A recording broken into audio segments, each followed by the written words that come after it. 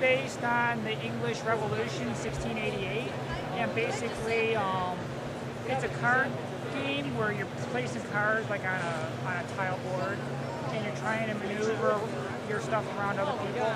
Basically, this is the scoring track, and you move around, and each zone has different scoring elements. If the scoring track ends here, basically red will score the coins, so you look at the red column, and if there's a coin in it, you'd score 1 victory point for the coin card being there. Purple player would get 1 victory point. Green would score coins, so the green column would also score, so you'd get 1 victory point for purple on the green column too. You can beat the green player here, but this doesn't correspond to your player color. This here the scoring is based on, you can move this pawn from here to here. There's special cards. This is called an influence card, and this influence card allows you to move these pawns. So the pawns are going to move, but you control the cards. But every turn, at the end of a turn, you get to bid on if you want to move this 1, 2, or -1. Okay, so you add up how many everybody decides on, and that determines how many spaces this moves. If I bid 1, you bid 2, and somebody else bids -1, this would move 2. So this scoring might not happen next turn. So if you're looking at the scoring track and trying to move the board to hope that this is going to be the scoring next turn and it gets moved 2, then you're out of luck.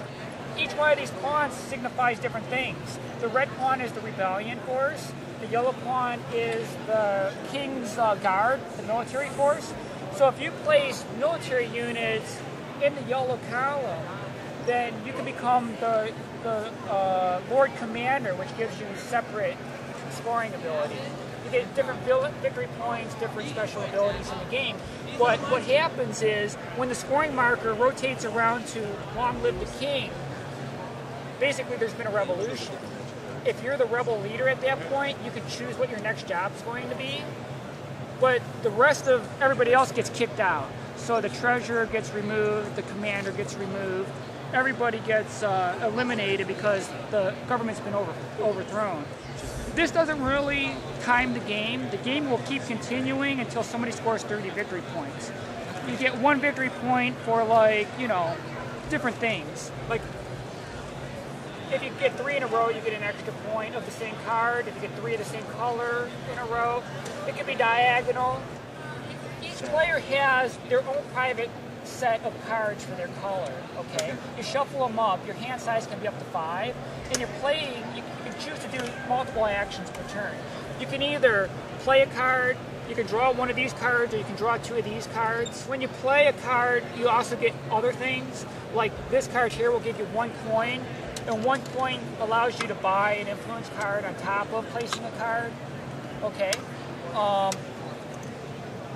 Some influence cards give you victory points.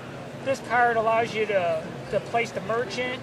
This card is a press influence, so you can move the press around, which gives you, propaganda, and if the rebellion's doing well or if the government's doing a good job. It's kind of like a abstract concept, all these things occurred in the English Revolution, but we try to abstract it out and make the play mechanics very simple. But every time you play the game, the board's going to look different because the players set their cards down in whatever pattern they want.